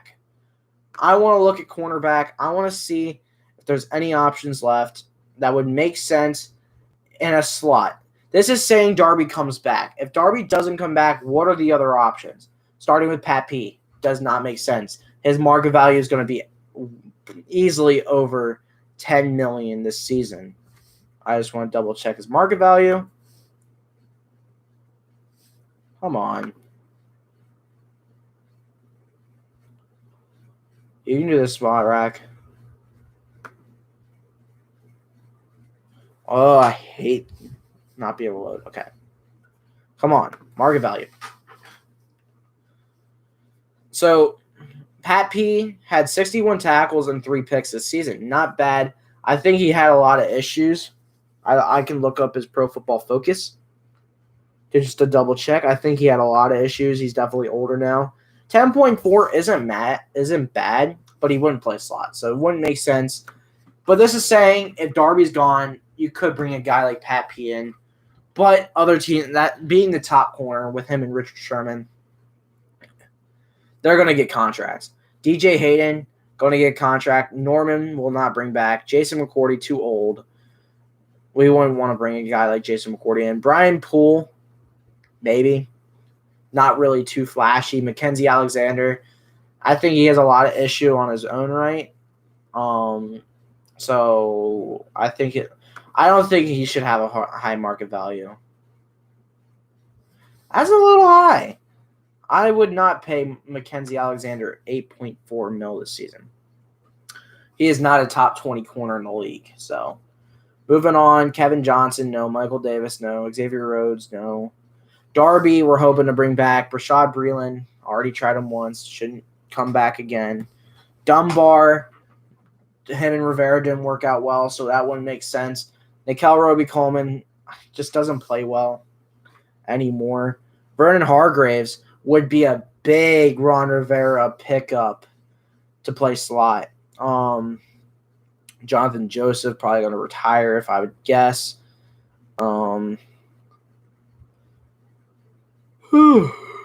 Fabian Moreau's gone. Sidney Jones. I don't know.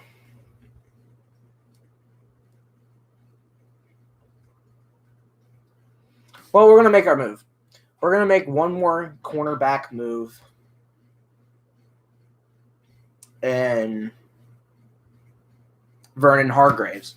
We're going to pay Vernon Hargraves, who made $1.3 million for Houston this season. Wasn't anything special. He had an interception. 72 tackles ain't bad. So he's going to probably want $2 to $3 million. I'm going to say, let's look at Pro Football. Vernon Hargraves.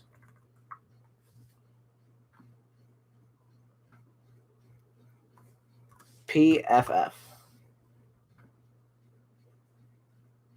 So the 2020 season, 41.2 player grade, 66 total targets, 8th for corners. That is pretty good. He is going to be a good tackling corner.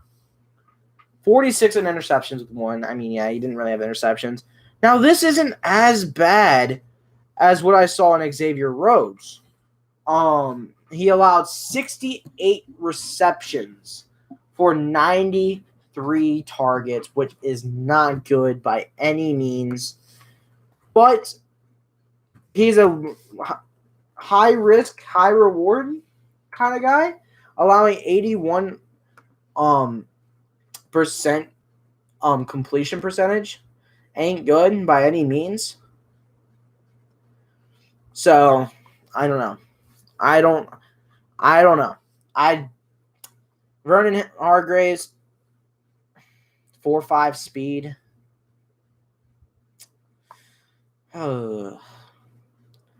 Maybe we go with Kevin King. Let's look at Kevin King's PFF this season. Kevin King PFF for the Packers, who we will be able to see tonight. 55.3 grade, but also still not very good. You know what I mean? He's just not that good. He's 6'3", 4.43 speed, so he's a very athletic beast. Corner. He's tall, he's fast, he's got everything like that, but he just isn't great in coverage. So 35 out of 51. He's allowed 68% pass completion, which isn't bad, but it's still not elite by any means. Pretty much saying that he allowed 35 receptions in 16 games. Doesn't sound bad, but I'd like to have a elite corner. But I mean, 67th means third corner option, right? 32 plus 32 is 60. So he's a high number 3 option corner. From Pro Football Focus, which is good enough. Kevin King, does he have a spot rack market value? He does not. So I'll just predict that we would sign him for a 1-year, $4 million contract. Another Ron Rivera type signing. So saying that, we will be -6 in the cap space at the end of free agency. That's not saying that we make other moves. So let's just say Washington puts another about 10 mil into other small moves. So yeah, we're gonna be about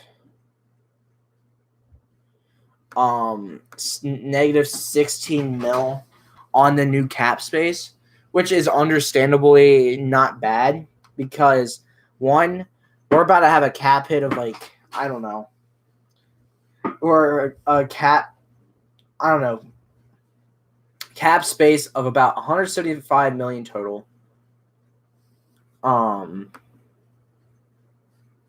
And we're gonna have to get on that. I just say that because we're gonna be at such a low cap hit this year, once it goes up, yo, what's up, Trent? Long time no see. Just talking about Washington's offseason. Only 2 people watching. Dude, why are you still talking? You're talking to yourself, basically, but keep pushing it yourself. Stay motivated. Thank you, sir. But no, it's more, if no one's watching the actual stream, it'll at least be on my channel later. What's up, everyone that's joining? Just went through a long talk of all the moves I think Washington should make. And I'm getting ready to wrap that up and go into just complete news about the season. But Trent, how many classes are you taking this semester? I'm taking 2. I just got done taking 4. But yeah, I'm gonna take a quick second. But -16 mil in the cap by the end of free agency ain't bad because of how much the cap will grow from a COVID season to not, especially with this new NFLPA. None. What are you planning on doing? But yeah, so let's get into the next topic. Now that we're done with that, let's talk about what my opinion on the Matthew Stafford trade block. So the Lions bring in new head coach Dan Johnson. Is his name? I'm so bad at that. Dan Campbell, the new head coach of the Detroit Lions. Matt Patricia's gone first, and I can worry about school. I got you. Applebee's. No, I'm kidding.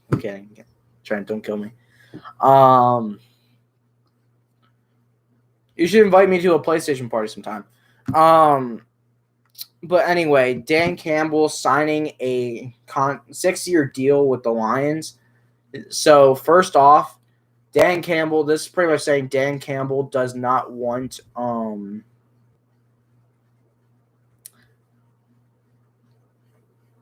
right, Trent.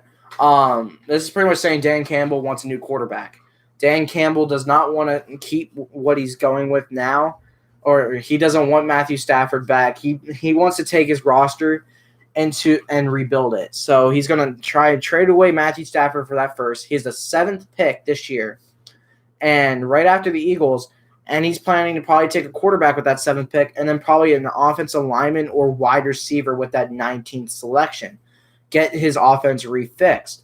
His defense is not horrible. He's hoping that Okudah can turn around from his 41.2 Pro Football Focus grade and turn himself and show why he was the 3rd overall pick and not one of the worst first-round corners to ever play the game.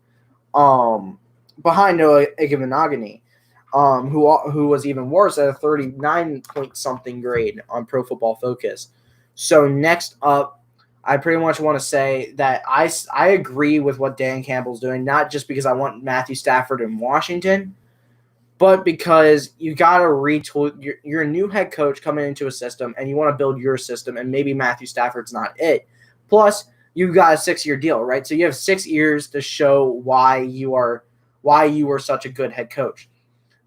And if Matthew Stafford's not in your system, you're going to want a quarterback that you feel like is going to show why you are a good decision maker. So moving on from Matthew Stafford is a good idea. So does he select Zach Wilson, Trey Lance?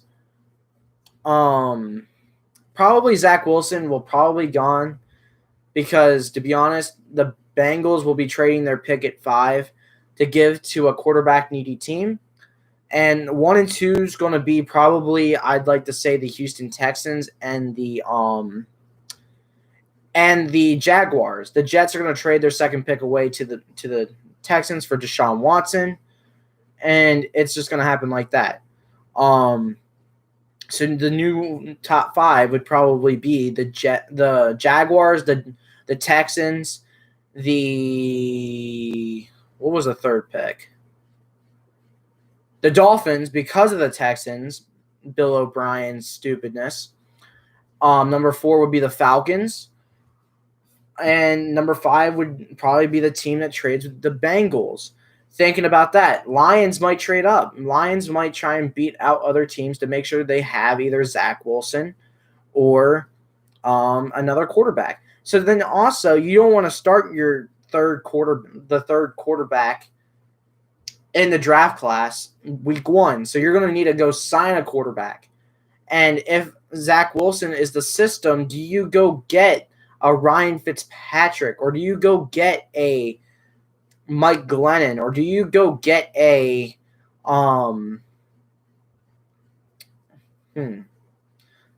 Mitch Trubisky, or someone that will give you 1 year to become that starter? Because I'm thinking you draft your quarterback, but you don't want him to start immediately, especially if it's not Trevor Lawrence. Justin Fields won't be ready week 1. Zach Wilson will definitely not be ready week 1. Trey Lance, I say, could have a possibility. So if you think of that, maybe Trey Lance is the 3rd quarterback off the board. I think he's more ready than Wilson would be. But Lance also didn't really play this season. So thinking of that, no, Lance should not be starting week 1 for a franchise. So moving on, after that, saying that the Lions trade up 2 picks and taking probably Wilson or Lance, because I mean, I just feel like it'd be whatever Dan Campbell feels is better for his system, because Fields is going to be gone at 2 and Lawrence is going to be gone at 1. That's no question. The Texans are going to be taking Fields, no question. And to think of that, what if Jaguars take Fields at 1 because of Urban Meyer? Now, I think people said Urban Meyer's never coached Justin Fields, so I don't exactly know the answer to that one. But, yeah, so Dan Campbell trading away Matthew Stafford, I think, is a smart move on his part. Get his regime going. Matthew Stafford was a past regime of Matt Patricia, and I forget the other coach's name. So the next article we want to talk about is my first round mock draft, which was deleted for some reason. So next podcast, we will do that. I wanted to look at who's this guy.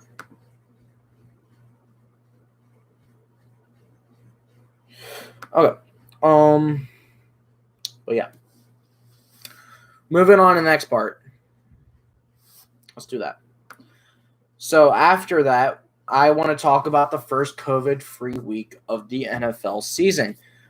It was just reported that both games will have no players out due to COVID, which is incredible, seeing that in a year we've allowed 25 million Americans to get the COVID virus. And if you take 25 million by 3, divided by 360 mil, the answer to that is 7%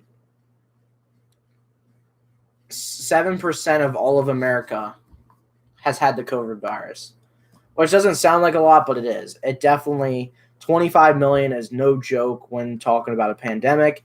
And seeing that for the first week in the NFL, to not have to deal with any COVID is crazy. But now you can also throw the argument there's only 2 games playing.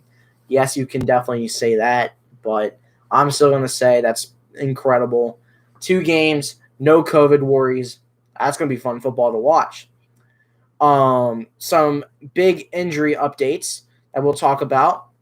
Antonio Brown will not be playing, and for the Buccaneers, but also another interesting article is that the Buccaneers want to bring him back next year. And there's an easy reason behind that. He may have only had 12 receptions in the regular season, but he also only played like 3 weeks too. He played phenomenal against the football team. He's played great for the Saints, but now he's going to be injured this week. Hopefully not the Super Bowl if they make it. But anyway, he's played great in this postseason, and he's played okay during the regular season. So Antonio Brown, they were wanting to bring Antonio Brown back for one more year. Because Tom Brady, it doesn't seem like Tom Brady's wanting to leave anytime soon either. After this, you have after this, we can talk about Eagles hirings. The Eagles have hired offensive coordinator of the Colts, Nick Sirianni, as the head coach. I've heard mixed opinions that he is a poor man's Frank Reich, which, in my opinion, you can't really compare someone just because they came from the same tree, I should say. I'm pretty sure Frank Reich was a part of the Eagles and went to the Colts, and this guy came from the Colts to the Eagles. I don't think you can really say that. I think Nick Sirianni is Nick Sirianni. In 2 years, you'll say if he was good or bad.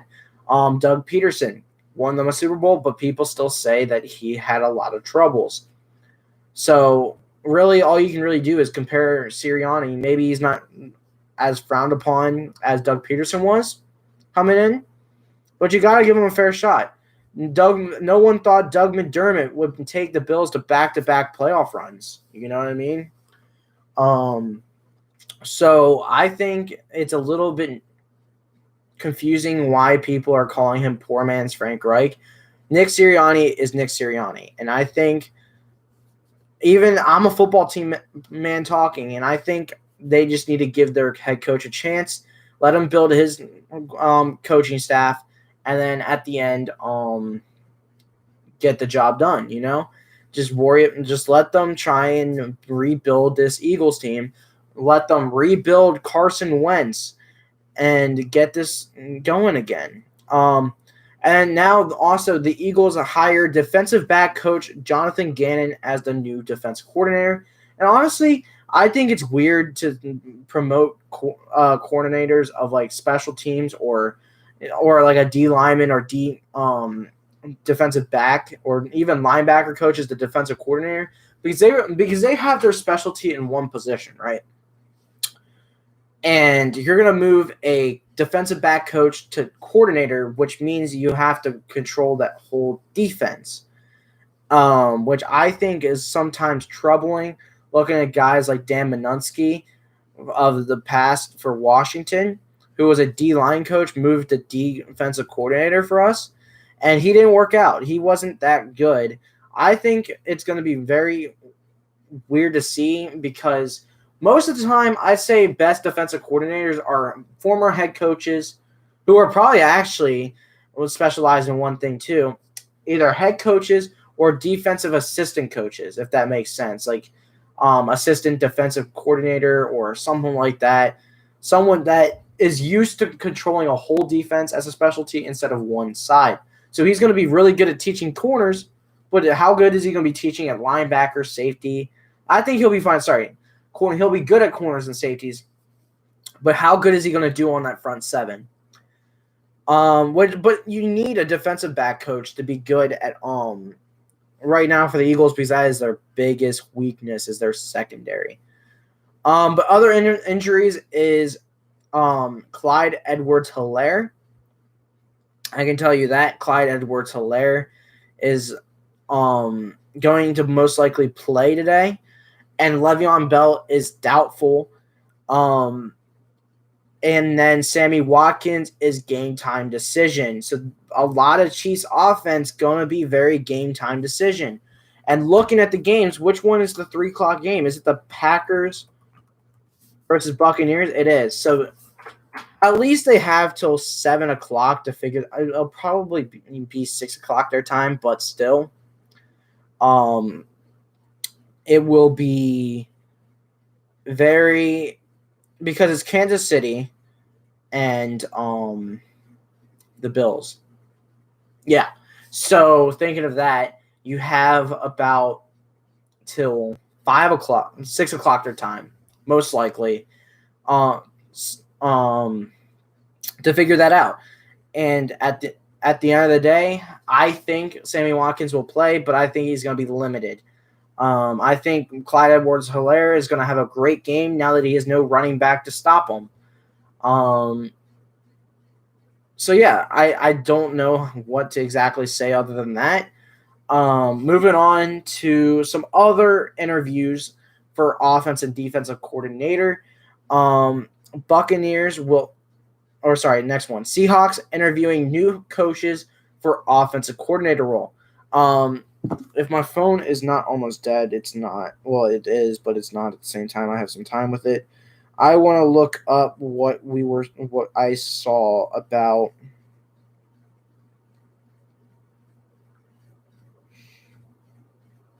Hold on. I think it was what's his name?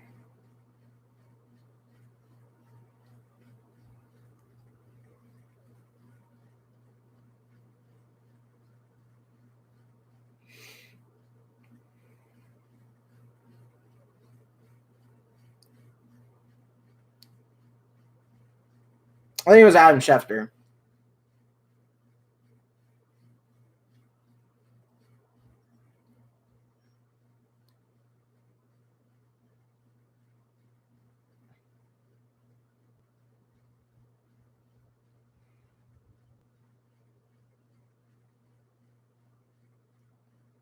Oh, a big new one. Okay. The expected second interview for Leslie Frazier with the Texans was previously reported. Aaron Wilson. Okay. Can I find it? Ken Dorsey.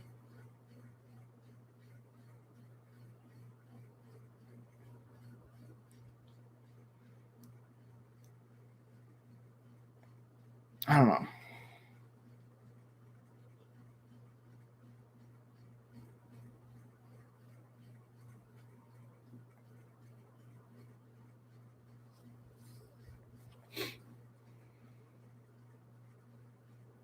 Yeah, all right, right here.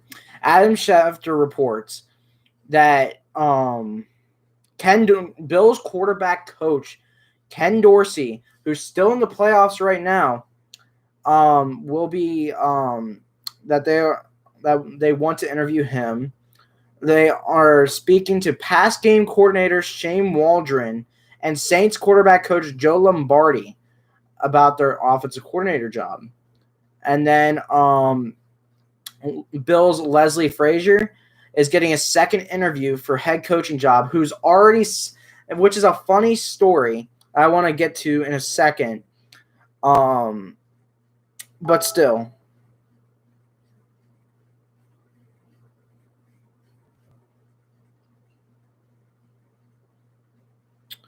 I'm sorry. Personal stuff. All right. Ken Dorsey.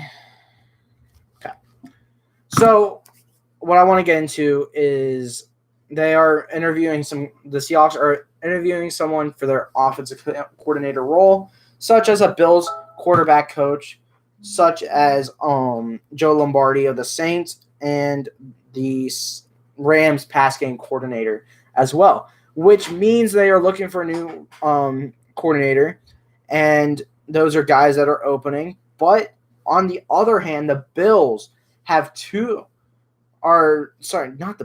Texans have two big options right now for their new head coach, one being Eric Bienemy and the other being Bills defensive coordinator Leslie Frazier. If I had it right, Texans need to go Eric Bienemy here. Man, he has turned Mahomes around, and he could probably do the same when he trades Deshaun Watson away to the Jets and gets that second pick and that, 25th pick or whatever the Jets have. If they can get those two selections and Bienemy goes and gets Fields, he will turn Fields into a great quarterback. He will find a good stopgap quarterback so he can give himself some time to help Fields learn. Eric Bienemy needs to be the head coach of the Texans. But the funny story is both of them are already assembling coaching staffs, which is funny because they are not the head coach of the Texans yet, but they're saying, hey, this is my coaching staff, and hey, this is my coaching staff. This is literally like a presidential debate right now. Eric Bienemy being Republican and Leslie Frazier being Democrat, or either or. I'm not getting into politics on which side I'm in and all that shit. Anyway, but it's just like, it's hilarious that they're already trying to make a campaign on why they should be the head coach role of the Texans. And next, Tom Brady will be receiving a $500K incentive if he can beat the Packers today. So he's going to want another $500,000 in the bank, which is more than Cam Curl's, or nearly as much as Cam Curl's making this season. Kind of crazy, right? And then Anthony Lynn will be the offensive coordinator for Dan Campbell's Lions. I don't know about that one. It seems like Anthony Lynn has a good grasp of offense with what he did with Herbert, but he also looks lost. I don't know if I like Anthony Lynn as much as the future of the team, or the future coordinator for the Lions, and how long that will last. I don't know. But that's all, guys. Thank you all for watching this 2-hour-long podcast of me talking about for probably the first hour and a half of Washington Redskins and the last 30 minutes on NFL news. Let me see if there's anything huge going on before I end it. I'm looking up Washington football team news. That the who, when, and how of Washington's next quarterback. But yeah, for their variant DC job. Fast rising coach Harris. So we're thinking, there is one more thing I want to talk about. Our defensive back coach, Chris Harris, was being interviewed as the defensive coordinator, but they didn't give it to him. Thank gosh, because Chris Harris is a very good coach. You can tell from how bad our secondary was a season ago to being the 4th ranked secondary in the league is huge.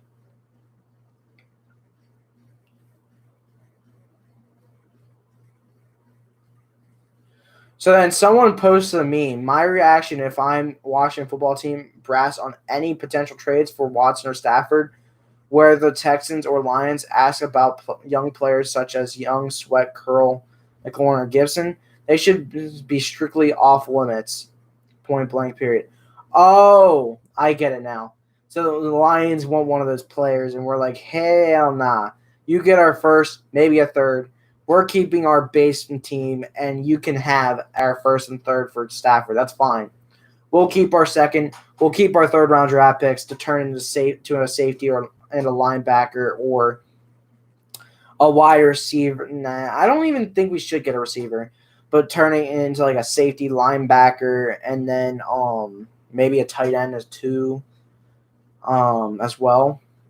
But we'll see. The Senior Bowl is not here yet. I hope there's a Senior Bowl. There's apparently no combine, but we'll see. We'll be able to get to learn off of players because it will be huge to see in the upcoming weeks who stock rises and who falls.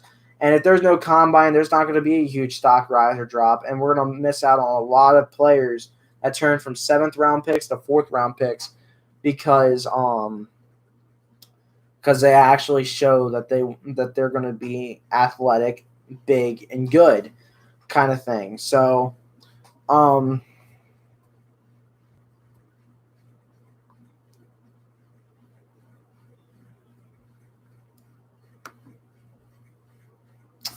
to see if there's anything else.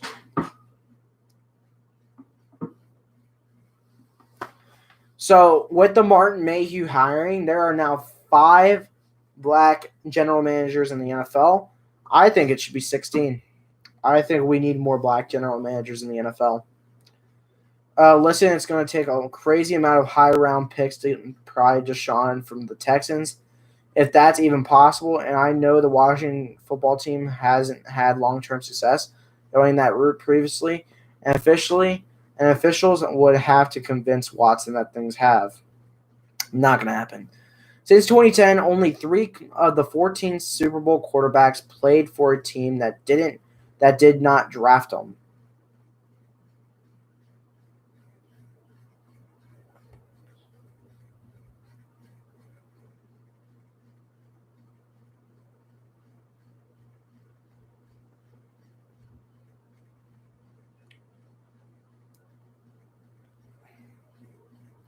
So they're going to say Peyton Manning, Eli Manning, because he technically wasn't a New York Giant.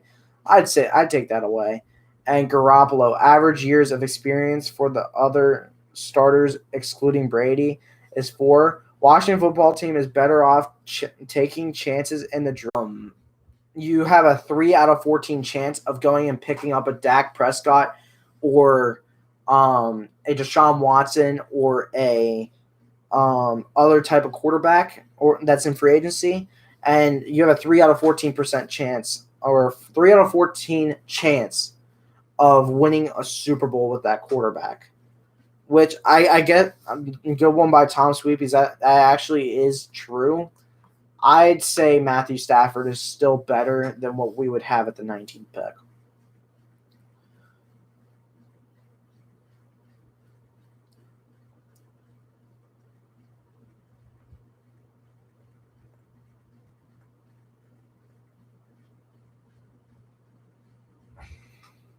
So yeah, 20 mil in 21 and then 23 mil in 22.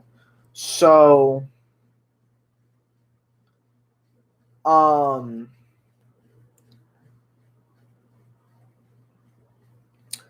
so we would have Matthew Stafford for 2 seasons, and I signed him for. I said he'd make 18, so I'd add 2 mil to my cap hit to make it 18 mil in the dump. But it's whatever. We'll see. I do think that it's worth it to go pick up a Matthew Stafford. Is not what it would cost a team for trading him. Cap hit. So yeah, because all right, that makes sense. Moving on. How loyal are you? don't know. All right, so there's a funny joke. How loyal are you? Me, hashtag Washington football. All right, Stafford and Lions to part ways. What should Washington football team pay? I say first and the third. Hopefully only at first, but first and third to get over the Patriots' 15th pick. So I've been calling for a Washington football team and Stafford union since last offseason. We just hired a GM who drafted him. At least 5 other teams will be interested. All right. My voice is gone. So, guys, thank you all for watching my podcast. Make sure to hit that like button. If you guys want to see me do another podcast when there's a lot of news being broken out, let me know. See you all next time. Peace.